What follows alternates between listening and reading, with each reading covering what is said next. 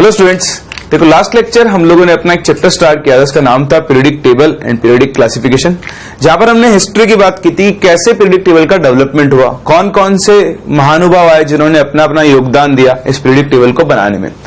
इन सारे महानुभावों से, सारे महान पुरुषों में से हमें एक पुरुष बड़ा पसंद आया, इसका नाम था मेंडलीव। मेंडलीव ने अपना एक लॉ दिया था, that was Mendeleev's periodic law, जो कि किसके ऊपर बेस्ड था? हाँ, एटॉमिक मास के ऊपर बेस्ड था। और एटॉमिक मास को अपना बेसिस मानते हुए मेंडलीव ने एक पीरियडिक टेबल बनाई, जिसका नाम हमने रखा मेंडलीव्स पीरियडिक टेबल। उसके बारे में मैंने आपको लास्ट क्लास बताया भी था कि मेंडलीव्स पीरियडिक टेबल में ओवरऑल 7 पीरियड्स होते हैं और 8 ग्रुप्स होते हैं। ठीक, पहले 8 ग्रुप्स थे, लेकिन जैसे नोबल गैसेस डिस्कवर हुई, एक और ग्रुप ऐड किया गया, इसको हमने 9th ग्रुप यानी 0th ग्रुप बोला। ठीक, फर्दर मैंने आपको यह भी बताया था कि फर्स्ट से लेकर 7th ग्रुप तक, 1st to 7th ग्रुप तक हर ग्रुप को 2 सब ग्रुप्स ए और बी में डिवाइड किया गया था। सब ग्रुप ए के अंदर आपके नॉर्मल एलिमेंट्स यानी एस और पी ब्लॉक एलिमेंट्स आते हैं, जबकि सब ग्रुप बी के अंदर आपके ट्रांजिशन एलिमेंट्स होते हैं। ठीक, फर्दर इसकी एक सबसे इंपॉर्टेंट चीज जो आपको याद रखनी थी कि मेंडलीव्स पीरियडिक टेबल का जो 8th ग्रुप था, उसमें 3 एलिमेंट्स को एक साथ रखा गया था due to their similar property. उनकी जो प्रॉपर्टीज होती है बहुत ज्यादा एक दूसरे से रिजेंबल करती हैं। इसी चीज को ध्यान में रखते हुए मेंडलीव ने क्या किया, 3 एलिमेंट्स के ग्रुप बनाकर 3 एलिमेंट्स का एक पूरा ग्रुप बनाया और उसे सेम ग्रुप में लाकर रख दिया, that was your 8th group. जैसा मैंने आपसे कहा था कि मैं आपको मेंडलीव्स पीरियडिक टेबल दिखाऊंगा, अभी याद आपको नहीं रखनी है। ठीक, याद रखने का कोई सेंस ही नहीं है, सिर्फ एक बार देख लो कि कैसी आपकी मेंडलीव्स पीरियडिक टेबल थी दिखने में। तो देखो, ये आपकी मेंडलीव्स पीरियडिक टेबल है, जिसमें आपको 1 से लेकर 8 तक ग्रुप दिखाई दे रहे हैं। ये ओरिजिनल मेंडलीव्स पीरियडिक टेबल है। यहां पर आपको 9th ग्रुप नहीं दिखेगा, that is your 0th group. तो नोबल गैसेस अभी नहीं है, जैसे नोबल गैसेस आती है यहां पर हम एक और ग्रुप बनाकर हीलियम, नियॉन, आर्गन, क्रिप्टन को 0th ग्रुप के अंदर रख सकते हैं। ठीक, तो जो भी कुछ मैंने आपको सिखाया वो सब यहां पर है। देखो 1 2 3 4 5 6 7 8 ग्रुप्स हैं। 1 से लेकर 7 तक हर ग्रुप को 2 सब ग्रुप्स में डिवाइड कर दिया गया है, A B A B A B A B. ठीक, फर्दर 8th ग्रुप, जहां पर देखो 3 एलिमेंट्स का को क्लब करके एक साथ रखा गया है। ठीक है, 7 पीरियड्स है, 1 2 3 4 5 6 और एक पीरियड और आएगा नीचे, that is your 7 periods total इसके अंदर होते हैं। ठीक है ना, तो ये आपका मेंडलीव्स पीरियडिक टेबल था, जहां पे आप लोगों ने सीखा कि कैसे एलिमेंट्स को उसने atomic mass, increasing order of atomic mass के टर्म्स में उसने क्या किया, एलिमेंट्स को अरेंज किया और बोला कि एक fixed number of atomic mass के बाद प्रॉपर्टीज अपने आप को रिपीट करती है, यानी lithium, sodium, potassium, rubidium, caesium, इन सबकी प्रॉपर्टीज क्या होंगी, सेम होगी। क्लियर? चलो, इसके एडवांटेज हमने देख लिए थे। आज हम लोगों को बात करनी है डिफेक्ट्स या डीमेरिट्स बोल दो, डिफेक्ट्स और demerits of empty, that is your Mendeleev's periodic table. ठीक, तो देखो मेंडलीव्स पीरियडिक टेबल के भी बहुत सारे इसके अंदर डिसएडवांटेजेस थे, वो हम लोगों को डिस्कस करना है। इसमें सबसे पहला डिसएडवांटेज है position of hydrogen was not made clear. क्यों क्लियर नहीं थी? देखो, हाइड्रोजन को आप एल्कली मेटल्स के साथ भी रख सकते हो और हेलोजेंस के साथ भी रख सकते हो। तो उसको उसने एल्कली मेटल के साथ रखे या हेलोजन के साथ रखे, ये चीज मेंडलीव क्लियर नहीं कर सकता। ऑल्दो उसने यहाँ पे उसको एल्कली मेटल्स के साथ रख दिया है, लेकिन हाइड्रोजन की बहुत सारी प्रॉपर्टीज हेलोजन से भी मैच करती हैं, तो इनको हेलोजन के साथ क्यों नहीं रखा जाए, इस चीज को मेंडलीव एक्सप्लेन नहीं कर पाया था। तो आप चाहो तो इसको और एलाबोरेट कर सकते हो। Hydrogen can be placed with both alkali metals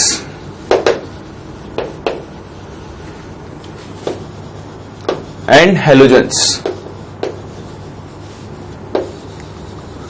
due to resemblance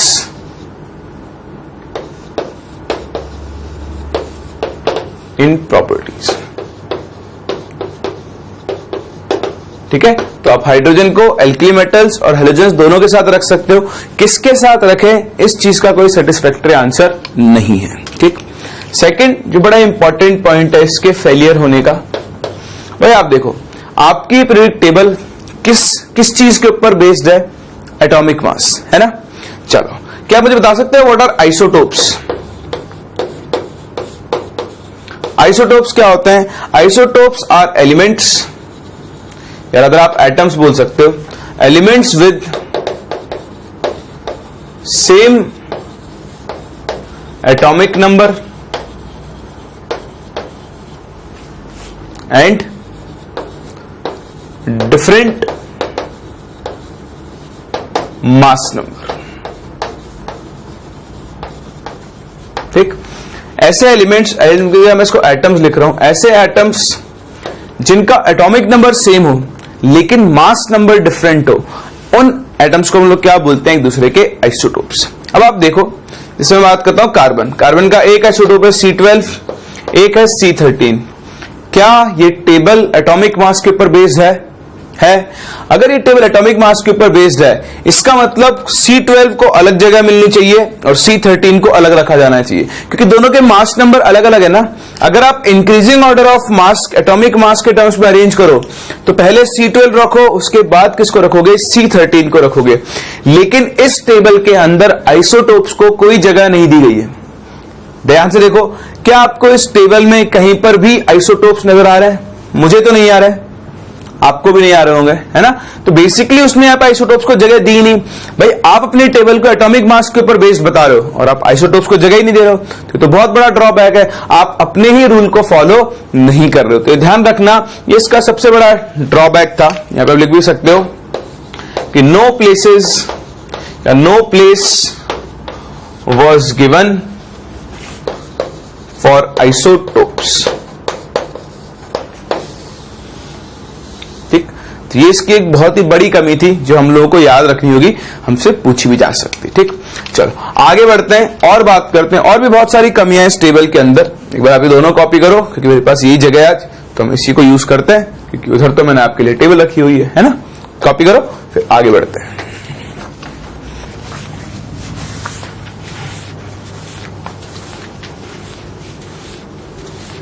फिर देखो अगला drawback, that is third drawback. Third drawback क्या है आपके पास? Elements with similar properties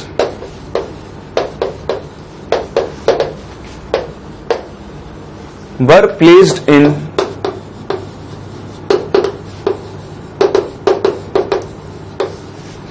different groups. कई जगह ऐसा हुआ कि दो ऐसे एलिमेंट जिनकी प्रॉपर्टी सेम है, उनको दो अलग अलग ग्रुप में डाल दिया गया। फॉर एग्जाम्पल अगर आप देखो गोल्ड एंड प्लेटिनम, दोनों की प्रॉपर्टीज बहुत ज्यादा रिजेंबल करती हैं। ठीक, दोनों ही नोबल मेटल्स हैं और जानते हो आप दोनों ही ऑर्नामेंट्स बनाने के काम में आते हैं। ठीक, यानी इनकी मेलेबिलिटी, डक्टिबिलिटी, ये सब कुछ सेम होती है almost.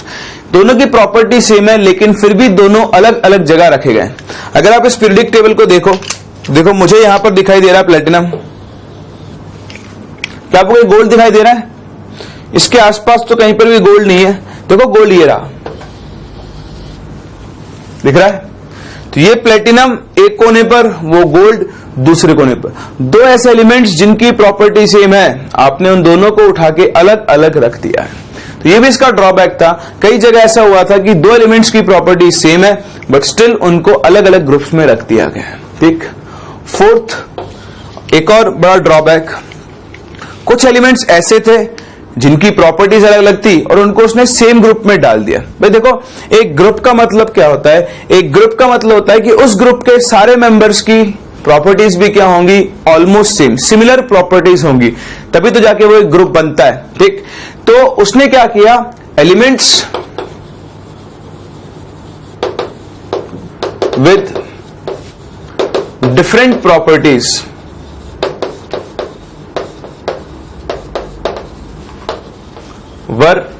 were placed in same group in the form of subgroups। अब ये क्या है? जिसमें आपसे बात करूं फर्स्ट ग्रुप, तो फर्स्ट ग्रुप के दो सब ग्रुप्स हैं, एक ए और एक बी। आओ थोड़ा नजर डालते हैं पीरियोडिक टेबल के ऊपर। देखो ये अपना फर्स्ट ग्रुप है, इसका एक सब ग्रुप ए और दूसरा सब ग्रुप है बी। ठीक, आप देखो सब ग्रुप ए में कौन कौन है, lithium, sodium, potassium, rubidium, caesium. ये कौन सी मेटल्स होती हैं, एल्कली मेटल्स। फिर आप आओ इसी के सब ग्रुप बी में कौन कौन है, देखो कॉपर, सिल्वर, गोल्ड। ये आपके कौन सी मेटल्स हैं, ट्रांजिशन मेटल्स। ये तो हमें बिल्कुल पता है, तो सबको पता है कि एल्कली मेटल्स और ट्रांजिशन मेटल्स यानी डी ब्लॉक मेटल्स सोडियम और कॉपर की प्रॉपर्टीज या पोटेशियम और कॉपर की प्रॉपर्टीज कहीं से भी रिजेंबल नहीं करती है। जहां पर sodium, potassium highly reactive metals हैं, वहीं पर silver, gold, copper less reactive metals हैं। तो दोनों की प्रॉपर्टीज अलग अलग हैं, लेकिन फिर भी दोनों को एक ही ग्रुप में रख दिया गया है। तो इस चीज को भी मेनली एक्सप्लेन नहीं कर सकता कि भाई ये डिफरेंट प्रॉपर्टीज वाले एलिमेंट सेम ग्रुप के अंदर क्या कर रहे हैं। ठीक, तो यही अपना फोर्थ ड्रॉबैक था। तो ए ग्रुप में उसने रखा एल्कली मेटल्स को और ग्रुप बी में उसने रखा कॉइनेज मेटल्स को। कॉइनेज मेटल्स आई थिंक आप नाम से बिल्कुल वाकिफ होंगे, ऐसी मेटल्स जिनसे पुराने टाइम पर कॉइन्स बनाए जाते थे उन्हें हम कॉइनेज मेटल्स बोलते हैं। इनकी प्रॉपर्टीज कहीं से भी रिजेंबल नहीं करती हैं, फिर भी ये सेम ग्रुप के अंदर प्रेजेंट है। कॉपी करो। फिर देखो एक और बहुत बड़ा और इंपॉर्टेंट ड्रॉबैक जो आपको याद रखना है यहां पे। ठीक, देखो मेंडलीव ने बोला कि आप एलिमेंट्स को increasing order of atomic mass के उसमें अरेंज करो, लेकिन कई जगह पर उसने अपने ही रूल को फॉलो नहीं किया और कई जगह पहले हेवियर एलिमेंट को रखा और बाद में लाइटर को। अगर आप increasing order of atomic mass में अरेंज कर रहे हो तो हेवियर एलिमेंट बाद में आना चाहिए और लाइटर एलिमेंट क्या आना चाहिए, पहले आना चाहिए। जबकि कई जगह उसने अपने ही रूल को वायलेट किया। तो आप लिख सकते हो कि at some places heavier element was placed before lighter elements and hence Mendeleev violated his on law, on order बोल दो रादर आप इसको, of increasing atomic mass। ठीक, तो कुछ जगह पर ऐसा किया उसने कि हेवियर एलिमेंट को पहले रखा, लाइटर को बाद में रखा। एग्जाम्पल जैसे मैं आपको यहां पर दूं, पहला एग्जाम्पल है आप लोग आर्गन और पोटेशियम। जो मॉडिफाइड फॉर्म आई उसमें आर्गन को पोटेशियम से पहले रखा गया। आर्गन का एटॉमिक मास होता है 39.9 जबकि पोटेशियम होता है 39। तो आर्गन को पोटेशियम के बाद में रखा जाना चाहिए था, लेकिन कहां रखा गया, पहले। ठीक, जो आपने जीरोथ ग्रुप इंट्रोड्यूस किया था। सिमिलरली कोबाल्ट और निकल, निकल का एटॉमिक मास होता है 58.6, वहीं पे कोबाल्ट का एटॉमिक मास कितना होता है 58.9। अगर कोबाल्ट का एटॉमिक मास ज्यादा है तो इसको निकल के बाद में रखा जाना चाहिए, लेकिन रखा कहां गया, निकल से पहले। Similarly tellurium and iodine, iodine का एटॉमिक नंबर 127 होता है जबकि टेल्यूरियम आपका होता है 127.5। ऑल्दो हम इसे 128 ही लिखते हैं, बट स्टिल टेल्यूरियम आयोडीन, बताओ किसका एटॉमिक मास कम है, आयोडीन का। तो आयोडीन को पहले रखा जाना चाहिए, लेकिन रखा कहां पर, बाद में रखा। तो ये कुछ जगह थी जहां पर उसने अपने ही ऑर्डर को फॉलो नहीं किया। फॉर एग्जांपल अगर हम टेबल के अंदर देखें तो ये साफ साफ मुझे जगह दिख रही है। देखो ये कोबाल्ट और निकल, कोबाल्ट का एटॉमिक मास ज्यादा है, निकल का कम है, फिर भी कोबाल्ट को पहले रखा गया है। सिमिलरली मुझे दिख रहा है टेल्यूरियम और आयोडीन, देखो टेल्यूरियम को पहले रखा गया है, आयोडीन को बाद में रखा गया है। इनको हम बोलते हैं एनामोलस पेयर्स। ये कौन से पेयर्स हैं आपके, एनामोलस पेयर्स।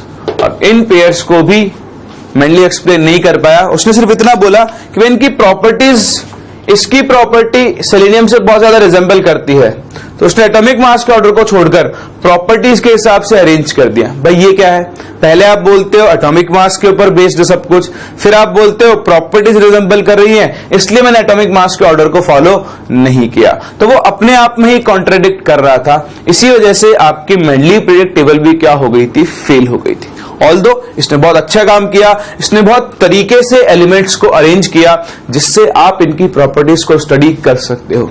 लेकिन इतने सारे डिफेक्ट आने के बाद आप किसी चीज को एक्सेप्ट कैसे कर सकते हो? तो यही मेंडलीव के साथ हुआ।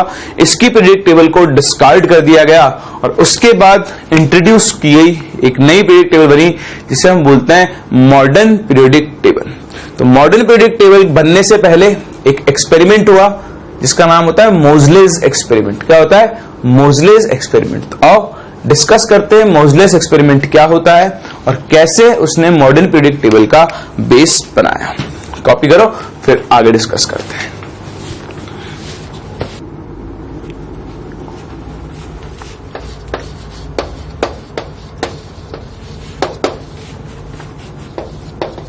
देखो Moseley's experiment and modern periodic law, जिसके ऊपर बेस्ड है अपनी मॉडर्न पीरियोडिक टेबल। ठीक, एंड मॉडर्न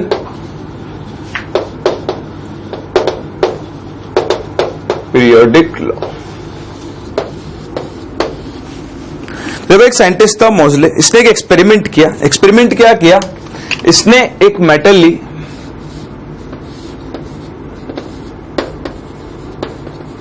और इस मेटल के ऊपर इसने हाई स्पीड इलेक्ट्रॉन्स को बॉम्बार्ड किया, स्ट्राइक करवाया। जैसे ही हाई स्पीड इलेक्ट्रॉन्स इस मेटल के सरफेस पर स्ट्राइक करते हैं, यहां से एक्स रेज जनरेट होती है। क्या जनरेट होती है? X rays. ठीक, अब उसने क्या किया, इन एक्स रेज की फ्रीक्वेंसी को मेजर करना शुरू किया, जिसे हम न्यू से डिनोट कर रहे हैं। तो होगा क्या, देखो पहले आपने एक टाइप ऑफ मेटल ली, उससे एक टाइप ऑफ एक्सरे निकलेंगी, फिर आप यहां पर मेटल बदलोगे तो दूसरे टाइप के एक्सरे निकलेंगी। इस तरह से मतलब एक्सरेज की वेवलेंथ चेंज होगी। तो मेटल चेंज होने से एक्सरेज की वेवलेंथ चेंज हो रही है, और वेवलेंथ चेंज होने से उनकी फ्रीक्वेंसी भी क्या होगी, चेंज। तो ये जो इस एक्सरे की फ्रीक्वेंसी है, ये उस मेटल की प्रॉपर्टीज से रिलेट होती है, क्योंकि मेटल का इंटरनल स्ट्रक्चर बदल रहा है ना, तो एक्सरे का फ्रीक्वेंसी बदल रहा है। तो फ्रीक्वेंसी बदल रहा है मतलब मेटल की प्रॉपर्टीज क्या हो रही है, चेंज हो रही है। तो यहां से उसने क्या किया, यहां से उसने कंक्लूजन निकाला कि भाई आप क्या करो ना, आपने आज तक बेसिकली आपको एक्सपेरिमेंट याद बात नहीं रखना है, तो मैं बता रहा हूं कि कहां से मॉडर्न पीरियोडिक लॉ की स्टार्टिंग हुई। इन सारी एक्सरेज की प्रॉपर्टीज को स्टडी करके मोजले ने कंक्लूजन निकाला कि आप आज तक जो पीरियोडिक टेबल बना रहे हो वो एटॉमिक मास के बेसिस पर बना रहे हो। आपके हिसाब से एटॉमिक मास एक ज्यादा फंडामेंटल प्रॉपर्टी है ना, उसी को फंडामेंटल प्रॉपर्टी मान के आप उसी के हिसाब से प्रॉपर्टीज देख रहे हो कि भाई एटॉमिक मास बढ़ेगा तो उसका रेडियस बढ़ रहा है ना, एटम की मान लो डेंसिटी बढ़ रही है, और भी बहुत सारी चीजें। तो उसने बोला कि आप एटॉमिक मास को भूल जाओ, आप ना एटॉमिक नंबर को अपना बेसिस बनाओ और उसके बेसिस पर बात करो कि एलिमेंट्स की प्रॉपर्टीज क्या होंगी। इसने क्या किया, इनकी फ्रीक्वेंसी के रूट को स्टडी किया with Z, that is atomic number of element. तो इसने देखा कि इन एक्सरेज की जो फ्रीक्वेंसी है वो इस मेटल के एटॉमिक नंबर के साथ वेरी कर रही है, और वेरिएशन कुछ इस टाइप का था, root nu is equals to a into Z minus b। यहां पर a और b कांस्टेंट है, तो रूट न्यू और Z फ्रीक्वेंसी और एटॉमिक नंबर में लीनियर वेरिएशन आ रहा था। तो लीनियर वेरिएशन ये डिनोट कर रहा है कि एलिमेंट की जो प्रॉपर्टीज हैं वो उसके एटॉमिक नंबर पर डिपेंड करती है। और यहीं से उसने सजेस्ट किया कि भाई आप अब अपना बेसिस क्लासिफिकेशन के लिए क्या बनाओ, एटॉमिक नंबर को बनाओ। ठीक, तो हम थोड़ा बहुत इसकी थ्योरी लिख लेते हैं, ठीक है ना, उस हिसाब से हम लोग बात करते हैं। चलो लिखना शुरू करते हैं कि Moseley studied the frequency of X-rays generated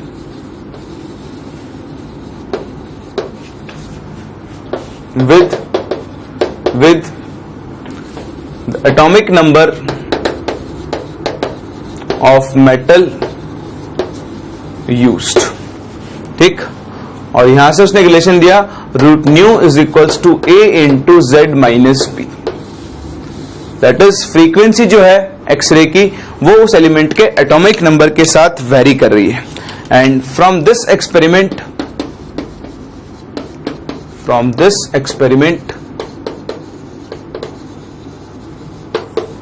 he suggested that, अब देखो उसने अपने एक्सपेरिमेंट्स के बेसिस पर जो चीज सजेस्ट की वहीं से अपनी मॉडर्न पीरियड टेबल बनना शुरू हुई। उसने क्या सजेस्ट किया? इसने सजेस्ट किया कि एटॉमिक मास की जगह आप एटॉमिक नंबर के ऊपर आओ। उसने बोला कि एटॉमिक नंबर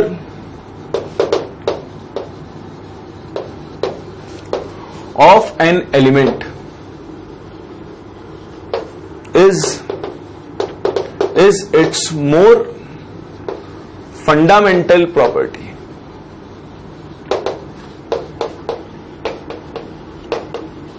ठीक। एक एलिमेंट का एटॉमिक नंबर उसकी ज्यादा फंडामेंटल प्रॉपर्टी है, यानी उसकी बाकी प्रॉपर्टीज उसके एटॉमिक नंबर पर डिपेंड करती है। And should be taken as the basis of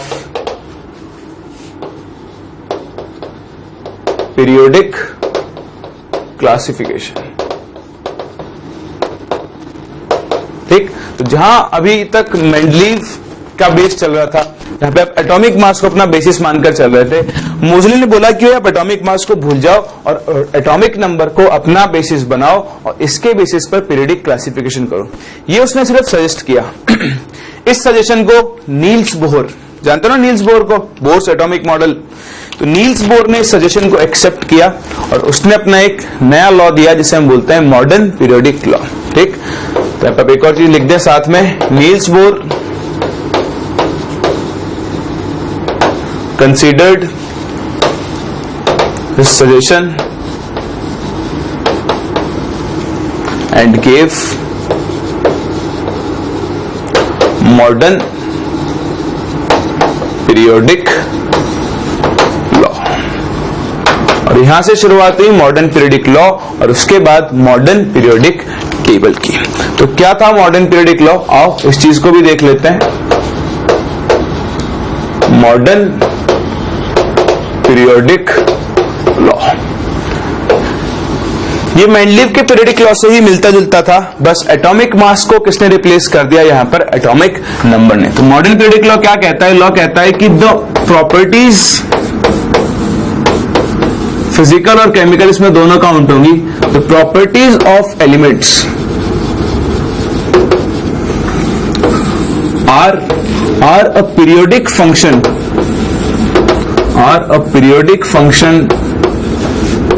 of their atomic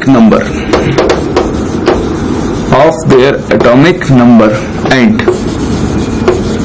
ये atomic number इसका मतलब that is properties of elements are repeated after a certain atomic number,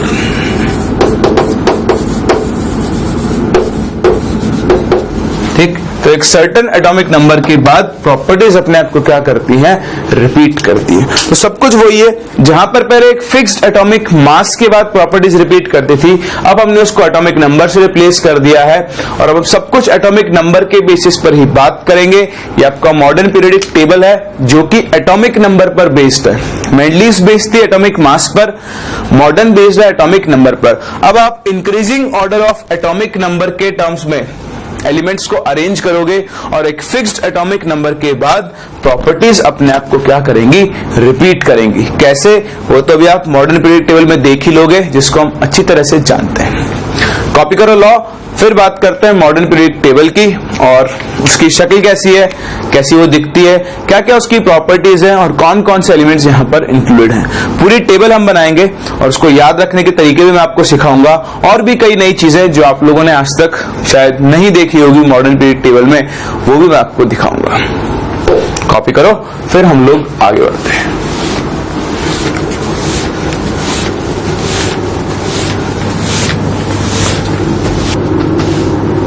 तो देखो, अब बात करते हैं मॉडर्न पीरियड टेबल की। जैसा कि आपने मॉडर्न पीरियड टेबल को देखा है, मॉडर्न पीरियड टेबल के अंदर भी वही 7 पीरियड्स हैं जैसे मेंडलीव पीरियड टेबल में होते थे, लेकिन यहाँ पर ग्रुप का नंबर हो चुका है 18।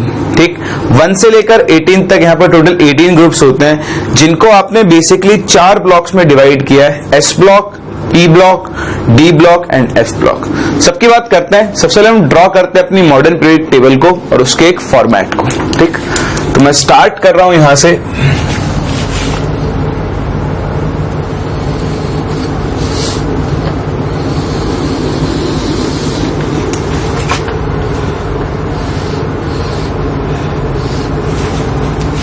ये आपका फर्स्ट पीरियड है,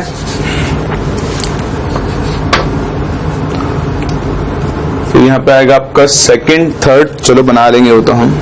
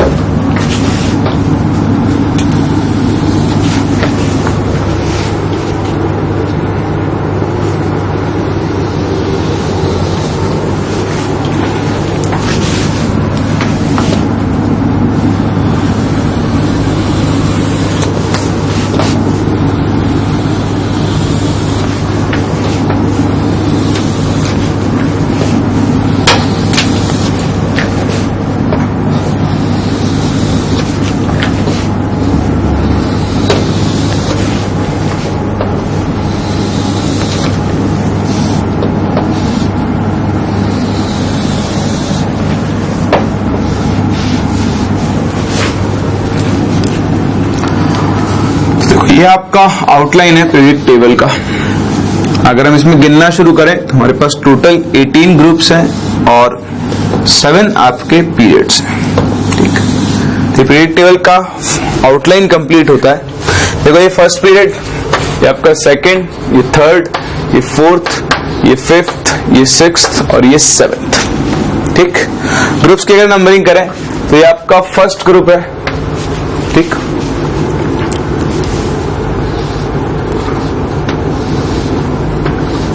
यहां पर आपको मिलेगा अपना सेकंड ग्रुप। तो फर्स्ट ग्रुप, ये second group, this is third, fourth, fifth, sixth, seventh, eighth, ninth, 10th। एक ग्रुप कम होगा। एक ग्रुप कम हो गया अपना, इसको यहां ले लेते हैं, कोई बात नहीं। तो ये 10th, ये ग्रुप आएगा 11th, ये आएगा 12th, ठीक। फिर यहां से ग्रुप होगा 13th, ये 14th, ये 15th, ये 16th, ये होगा 17th, और इसके पास में एक और मंजिल बढ़ाओ, ये होगा आपका 18th ग्रुप, ठीक। चलो फिर इसको भी हम और डिवाइड करते हैं एक बार, दिस इसको पढ़ा दो, ठीक है। तो ये आपका पूरा परफॉर्मा है, ये है आपके ग्रुप्स, ठीक। अब इनमें हम भरना शुरू करते हैं एलिमेंट्स। तो आप increasing order of atomic number के फॉर्म में एलिमेंट्स को यहां पर फिल करोगे। तो सबसे पहला जो एलिमेंट आ रहा है यहां पे हाइड्रोजन, फर्स्ट पीरियड में। हाइड्रोजन के बाद ये भी फर्स्ट पीरियड ही, और यहां पर कौन आएगा आपका हीलियम, ठीक। तो हम एटॉमिक नंबर से नहीं भरेंगे, हम लोग डायरेक्ट भरना शुरू करेंगे। देखो मैं थोड़ा सा क्लासिफिकेशन कर दूं, मैंने यहाँ पे आपको 3 डिफरेंट कलर्स दिख रहे होंगे, एक व्हाइट,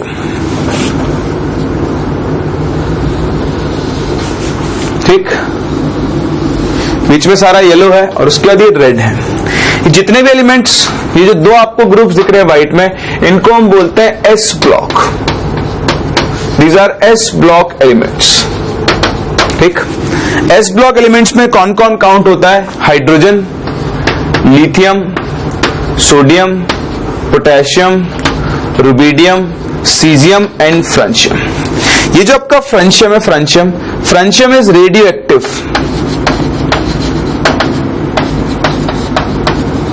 और ये रेडियो एक्टिव है, इसलिए नेचर में बहुत ज्यादा एग्जिस्ट नहीं करता है, इसलिए जनरली एल्कली मेटल्स को हम सीजियम तक ही काउंट करते हैं। आप कभी भी देखना, आप जब भी प्रॉपर्टीज कंपेयर करोगे, आप फ्रांशियम को कंसीडर नहीं करोगे, क्योंकि ये इटसेल्फ कैसा होता है, रेडियो एक्टिव होता है, ठीक। सेकंड जो आपका एस ब्लॉक का ग्रुप आएगा, उसके अंदर एलिमेंट आएंगे, ये आएगा beryllium, magnesium, calcium, strontium, barium and radium, ठीक। तो ये आपका सेकंड ग्रुप है। तो ये फर्स्ट ग्रुप और सेकंड ग्रुप मिलकर क्या बनाते हैं? S block elements. अगर आप इसकी नेमिंग मेंडलीव के हिसाब से करो, तो इस ग्रुप को हम बोलते हैं फर्स्ट ए, और इसको हम बोलते हैं सेकंड ए, ठीक। फर्स्ट ए को आप एक और नाम से जानते हो, दैट इज एल्कली मेटल्स, और सेकंड ए को आप किस नाम से जानते हो? एल्कलाइन अर्थ मेटल्स के नाम से, ठीक। ये तो आपको पता ही।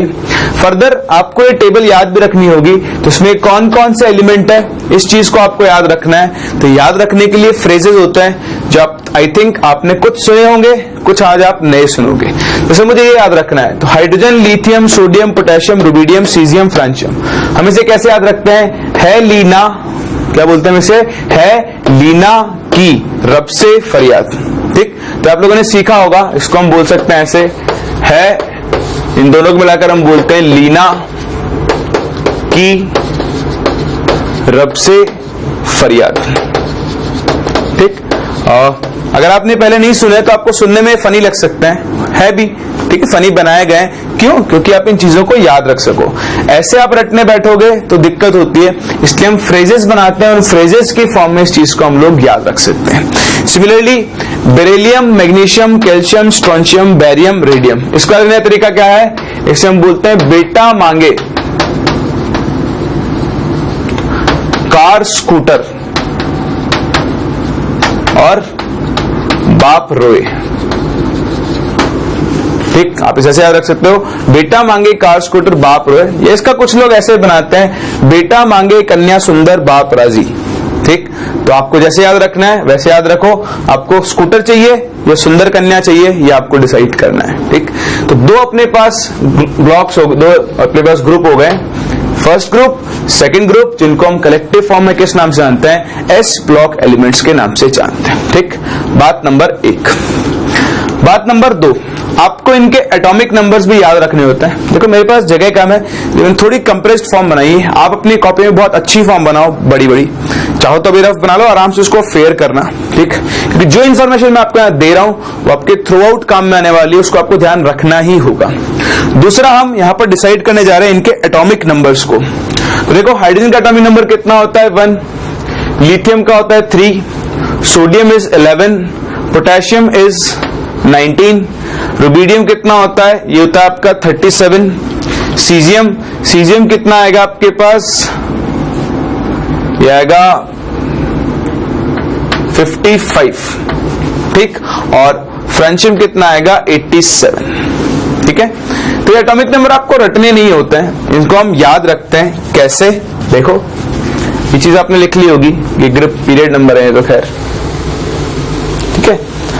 देखो, आप एक रूल याद रखना, हम हाइड्रोजन से स्टार्ट कर रहे हैं, बचपन में आपने पढ़ा भी है, 2 8 8 18 18, इसको ऐसे लो, अब सेकेंड पेज से शुरू करो, 2 8 8 18 18 32, और उसके बाद फिर से क्या आता है 32। याद है नहीं, हम पढ़ते हैं आज तक 2 8 8 18 18, फर्स्ट शेल में 2, फिर सेकंड शेल में 8, फिर थर्ड में 18, इस तरह से इलेक्ट्रॉन्स फिल करते हैं। तो देखो, आपको हाइड्रोजन का एटॉमिक नंबर तो पता ही है, अब आप इसके एटॉमिक नंबर में इसको ऐड करते जाओ और आगे बढ़ते जाओ। देखो, 1 + 2 कितना हो गया 3, 3 + 8 कितना हो गया बताओ 11, 11 + 8 कितना हो गया 19, 19 + 18 कितना हो गया 37, 37 + 18 कितना हो गया 55, एंड 55 + 32 कितना हो गया 87। इस तरह से आप इनके एटॉमिक नंबर्स भी निकाल सकते हैं। अब देखो, इसका एटॉमिक नंबर 3 है, तो ये तो सभी जानते हैं, इसका एटॉमिक नंबर कितना होगा 4, 11 12 19 20 37 38 55 56 87 88। तो आप इस ग्रुप के सारे मेंबर्स का क्या कर सकते हो, एटॉमिक नंबर कैलकुलेट कर सकते हो। आई बात समझ में? ठीक, तो ये हुआ अपना पहला ब्लॉक, जिसको हम किस नाम से जानते हैं, एस ब्लॉक एलिमेंट्स के नाम से जानते हैं। आप बनाओ, फिर बात करते हैं अपने अगले ब्लॉक की, that is your D block, और इसके अंदर कौन कौन से एलिमेंट्स होते हैं। अच्छा, एक और चीज, उससे पहले एक और चीज, हम यहां पर बात करेंगे इलेक्ट्रॉनिक कॉन्फ़िगरेशन की। इलेक्ट्रॉनिक कॉन्फ़िगरेशन, ये भी आपके बहुत काम में आएगा। तो देखो, ये जो फर्स्ट पीरियड है आपका, सॉरी फर्स्ट ग्रुप, इसका जनरल इलेक्ट्रॉनिक कॉन्फ़िगरेशन होता है NS1, और सेकंड का होता है NS2। यहां पर N होता है नंबर ऑफ पीरियड। क्या होता है? Number of period. ये कॉन्फ़िगरेशन हम लोग एटॉमिक स्ट्रक्चर में लिखना सीख ही चुके हैं, ठीक है। तो फर्स्ट पीरियड है, तो हाइड्रोजन का कॉन्फ़िगरेशन क्या बनेगा 1s1, लिथियम का क्या बनेगा 2s1, sodium 3s1, potassium 4s1, rubidium 5s1, ये 6s1, और ये बनेगा 7s1। सिमिलरली NH2, तो बेरिलियम सेकेंड पीरियड का एलिमेंट है, तो ये 2s2, magnesium 3s2, calcium 4s2, ये 5s2, 6s2 एंड 7s2। समझ में आ रहा है? तो आप इस फॉर्म को याद रखे, इनके एटॉमिक नंबर निकाल सकते हो, इनके इलेक्ट्रॉनिक कॉन्फ़िगरेशन निकाल सकते हो, और इलेक्ट्रॉनिक कॉन्फ़िगरेशन से आप इनके वैलेंस इलेक्ट्रॉन्स बता सकते हो। फॉर एग्जांपल, इन सबके वैलेंस शेल में एक इलेक्ट्रॉन है, इसलिए एल्कली मेटल्स की जो वैलेंसी होती है वो जनरली +1 होती है। इन सबके आउटर मोस्ट शेल में 2 इलेक्ट्रॉन्स हैं, तो इनकी वैलेंसी कितनी होती है +2 होती है। तो ये अपनी पहली कैटेगरी एस ब्लॉक एलिमेंट्स, उनके अंदर इंक्लूडेड एलिमेंट्स, उनके कॉन्फ़िगरेशन और उनके एटॉमिक नंबर। कॉपी करो, फिर डी ब्लॉक पे चलते हैं। फिर देखो अपनी second series, that is D block elements. देखो ग्रुप 3 से लेकर ग्रुप 12 तक जितने भी एलिमेंट्स होते हैं, इनको हम कलेक्टिव फॉर्म में बोलते हैं डी ब्लॉक एलिमेंट्स। क्या बोलते हैं? D block elements. ठीक, तो डी ब्लॉक एलिमेंट्स में सीरीज है अलग अलग। जैसे ये पहला यहां स्टार्ट होता है स्कैंडियम, एटॉमिक नंबर 21 से। ठीक, स्कैंडियम के बाद आएगा टाइटेनियम, फिर वेनेडियम, फिर क्रोमियम, फिर manganese, then Fe, then cobalt, then nickel, then copper and then zinc. ठीक, चलो एक चीज तो ये। दूसरा, इसको याद रखने का तरीका, इसे हम याद रखते हैं एज, और इसके बहुत सारे तरीके होते हैं, बट मैं जो याद रखता हूं वो तो थोड़ा आपको अजीब सा लगेगा, बट स्टिल मुझे ऐसे याद है। आपको जैसे याद हो आप वैसे कर लेना। मैं इसको बोलता हूं स्कीम टाई वाले क्यों माने, फिर कोई निकला कोटा जाने। क्योंकि आप जानते हो कोटा में बहुत सारे लोग तैयारी करने आते हैं जेईई की, आप तो घर बैठ के कर रहे हो, है ना, वही कोटा लेवल पे सेम चीज है। स्कीम टाई वाले क्यों माने, फिर कोई निकला कोटा जाने, ऐसे याद रख सकते हो। ऐसा भी होता है सचिन तेंदुलकर वर्ल्ड क्रिकेट में फिर कोई नया कप जीतेगा। इसको ऐसे बोलते हैं सचिन तेंदुलकर वर्ल्ड क्रिकेट में फिर कोई नया कप जीतेगा। ठीक, इसका एक और तरीका होता है, कोई साइंस टीचर विनीता कुरमानी मन फेकोनी को जाने। अब इसका मतलब मुझे समझ में नहीं आता। तो ऐसे बहुत सारे फ्रेजेस हैं, आपको मिलते रहेंगे, शायद आपको भी कुछ और नया पता हो। खैर, जैसे भी आपको पता हो बस आप इसको याद रखना, ये ऑर्डर याद रखने का तरीका होता है। एक और चीज, फ्रेज आप याद रख लेते हो, सिंबल भूल जाते हो, तो सिंबल याद रखना बड़ा इंपॉर्टेंट है फ्रेज के साथ साथ। ठीक, तो आपने ग्रुप नंबर तो लिख ही लिया होगा। आप ना साइड में कहीं पर एक पेज ले लो रफ, उसमें पूरी लिस्ट लिखो और उसके नीचे उसकी फ्रेज लिख दो। अगर आप यहीं पे लिखोगे तो खिचड़ी पकने वाली है। ठीक, तो एक अलग से पेज ले लो, उस पे ऑर्डर लिखो और उसके बाद उसके जस्ट नीचे उसका फ्रेज लिखो, जो मैं लिखने जा रहा हूं। इसे हम बोलते हैं स्कीम टाई वाली क्यों माने, फिर कोई निकला कोटा जाने।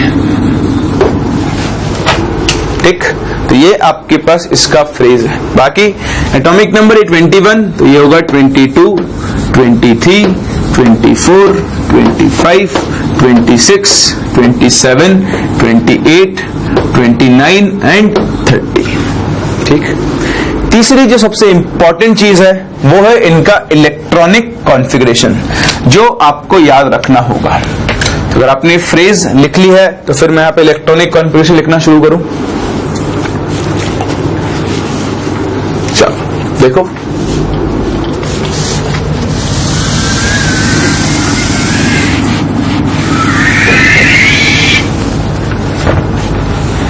बहुत ध्यान देना, ये आपको याद रखने होंगे। यहां पर हम शुरू करते हैं स्कैंडियम 3d1 से। तो देखो 4s2 भर चुका है, ये हम एटॉमिक स्ट्रक्चर में सीख चुके हैं। 4s के बाद 3d ऑर्बिटल फिल होता है, तो इसका कॉन्सेप्ट आएगा 3d1 4s2। टाइटेनियम आएगा 3d2 4s2। वेनेडियम आएगा 3d3 4s2। क्रोमियम, तो क्रोमियम आप याद रखना, इसका इलेक्ट्रॉनिक कॉन्फ़िगरेशन 3d4 4s2 नहीं होता, ये होता है 3d5 4s1। एक्सेप्शनल कॉन्फ़िगरेशन होता है, ये चीज भी हम एटॉमिक स्ट्रक्चर में डिस्कस कर चुके हैं। ठीक, फिर मैग्नीज नॉर्मल फॉलो करता है 3d5 4s2, ये बनेगा 3d6 4s2। Cobalt 3d7 4s2, निकल 3d8 4s2। Copper, again copper का एक्सेप्शनल कॉन्फ़िगरेशन होता है, that is 3d10 4s2, sorry 3d10 4s1। और ये आपका जिंक नॉर्मल कॉन्फ़िगरेशन को फॉलो करता है 3d10 4s2।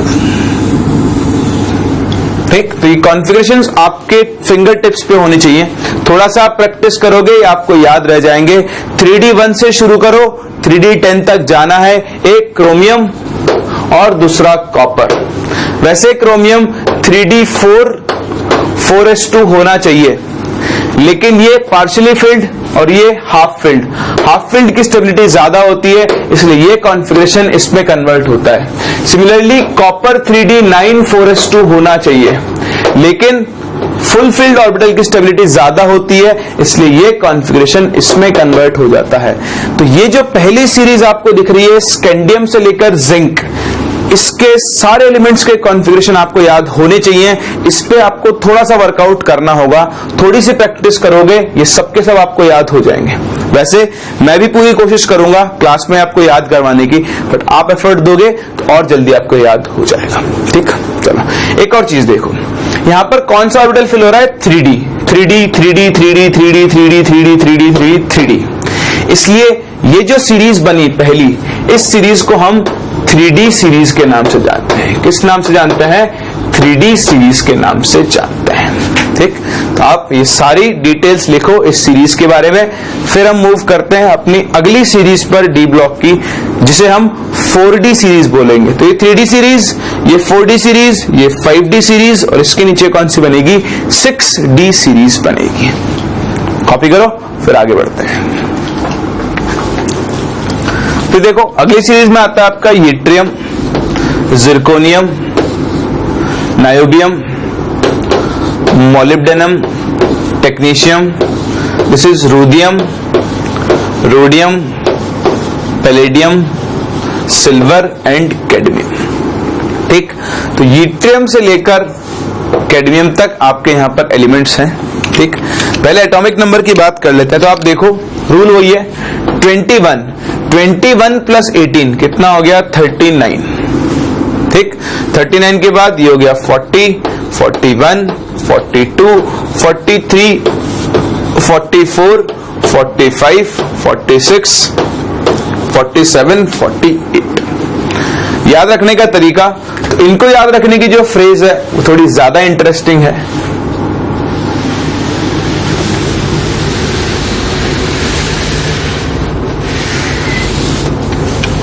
That is why, यहां से आप स्टार्ट करते समय बोलते हैं यारी, जरा, निभाना।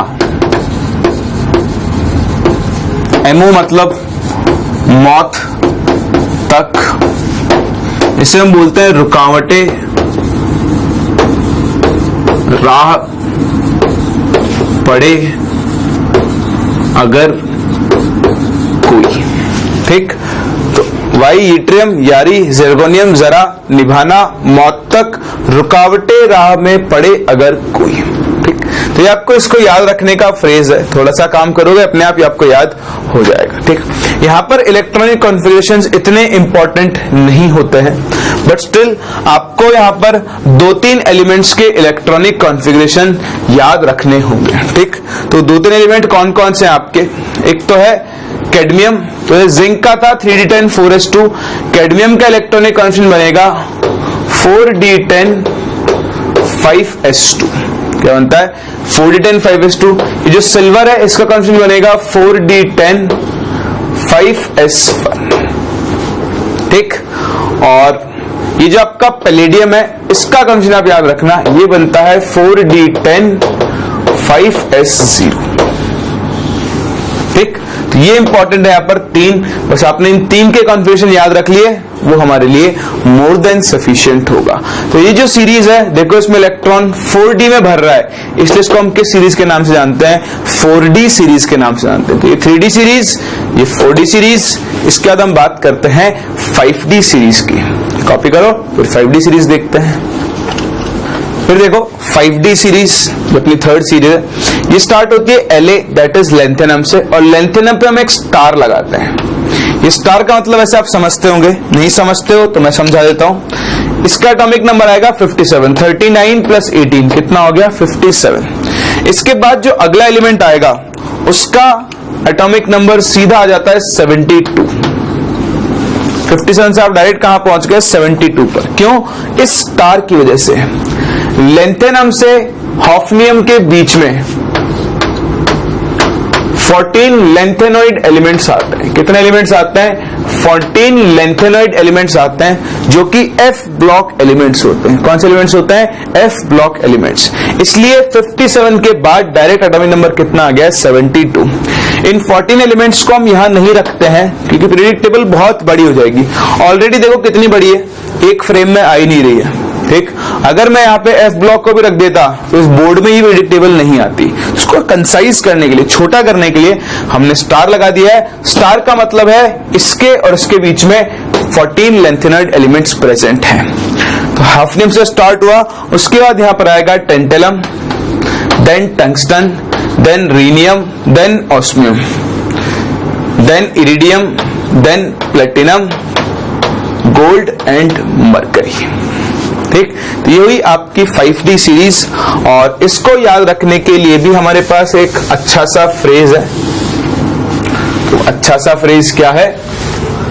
वो है ला से हम शुरू करते हैं। ला, HFTA, इसको हम बोलते हैं हफ्ता। याद है ना, फिल्मों में बोलते हैं ला बे हफ्ता निकाल, तो ये वही हफ्ता है, ला हफ्ता। W से हम बोलते हैं वरना, रे। OS मतलब ओसामा से, ईरान में, इन तीनों को मिलाकर हम बोलते हैं पिटाऊंगा। ठीक, तो ला हफ्ता, वरना रे, ओसामा से, ईरान में पिटाऊंगा। ठीक है, तो हफ्ता देना चुपचाप से, वरना ओसामा से पिटाएंगे। ओसामा तो मर गया। इसका एक और तरीका होता है, यही होता है ला हफ्ता वरना रे, उससे इधर पिटाऊंगा। ठीक, तो किससे भी किधर भी पिटा लेंगे, बट आपको इसको याद रखना है। ये इसको याद रखने का तरीका है, ला हफ्ता वरना रे, ओसामा से, ईरान में पिटाऊंगा। ठीक, ये तो ये 5D सीरीज को याद रखने की फ्रेज। ठीक, अब आप देखो 57 के बाद क्या आ गया? 72। तो 72 से आगे बढ़ो, 73, 74, 75, 76, 77, 78, 79 एंड 80। ये हो गए इनके एटॉमिक नंबर्स। देखो एक दिन में आपको एटॉमिक नंबर्स याद नहीं होंगे, अभी तो मैं आपको दिखा रहा हूं, फिर मैं आगे आपको इनको याद रखने की ट्रिक्स और सिखाऊंगा। बहुत चीजें बाकी है, अभी तो स्टार्ट हुई है आपकी प्रेडिक्ट टेबल, और बहुत सारी नई नई इंफॉर्मेशन आपको मिलना शुरू हो गई। फर्दर वेरी इंपॉर्टेंट, लोग इस सीरीज के कॉन्फ़िगरेशन याद रख लेते हैं, लेकिन इस सीरीज में जितने मैं लिखा हूं एटलीस्ट वो आप याद रख लेना। जैसे प्लेटिनम, गोल्ड और मरकरी, इन तीनों का इलेक्ट्रॉनिक कॉन्फ़िगरेशन आपको याद रखना होगा। ध्यान देना, प्लेटिनम का इलेक्ट्रॉनिक कॉन्फ़िगरेशन होता है 5D96S1, वेरी वेरी इंपॉर्टेंट। ये पूछा जाता है आपसे, और लोग जनरली इसको याद ही नहीं रखते हैं, वो सिर्फ यहां तक याद रखते हैं। ये भी बहुत इंपॉर्टेंट है, प्लेटिनम का इलेक्ट्रॉनिक कॉन्फ़िगरेशन याद रखना 5D96S1। गोल्ड, बाकी नॉर्मल को फॉलो करेंगे, gold will be 5D106S1, and last is mercury which will be 5D106S2। देखो ये था 4D10 3D10 4S1, 4D10 5S1, 5D10 6S1, same configuration है।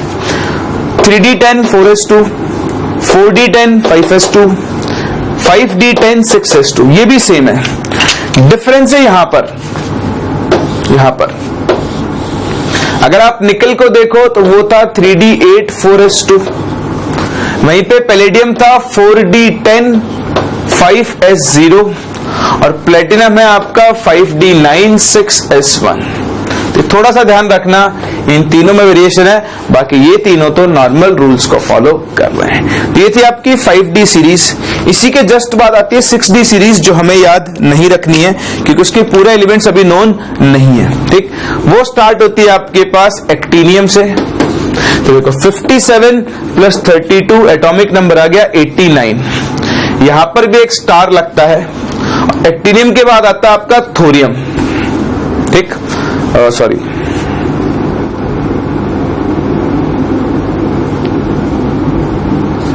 थोरियम नहीं आएगा। 72, 89 के बाद डायरेक्ट यहां पर एलिमेंट आएगा 103 पे। ठीक, तो यहां पर भी स्टार का मतलब क्या है?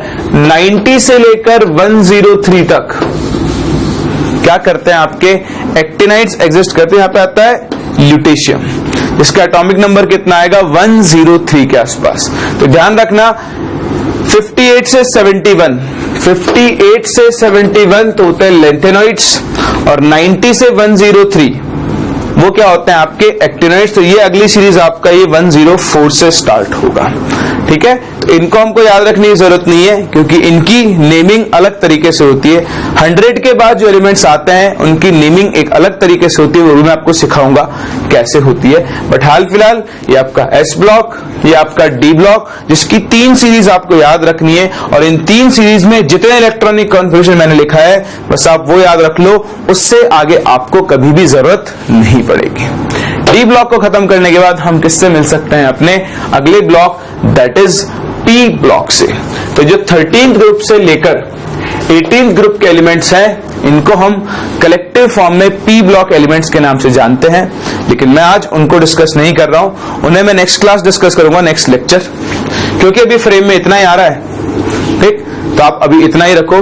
पी ब्लॉक हम लोग नेक्स्ट क्लास कवर करेंगे। अभी आप दोबारा से इनको बनाओ, इनकी प्रैक्टिस करो, एलिमेंट्स के सिंबल याद रखने की कोशिश करो, और ये जो इलेक्ट्रॉनिक कॉन्फ़िगरेशन मैंने सिखाया है आप थोड़ा इनको भी याद रखो, ठीक। फिर फर्दर मैं आपको इसके अंदर और चीजें सिखाऊंगा जो हम लोग नेक्स्ट क्लास कवर करेंगे, ठीक। अच्छा, चलो अब नेक्स्ट क्लास ही कवर करते हैं, अभी हम यहीं पे कंप्लीट कर रहे हैं।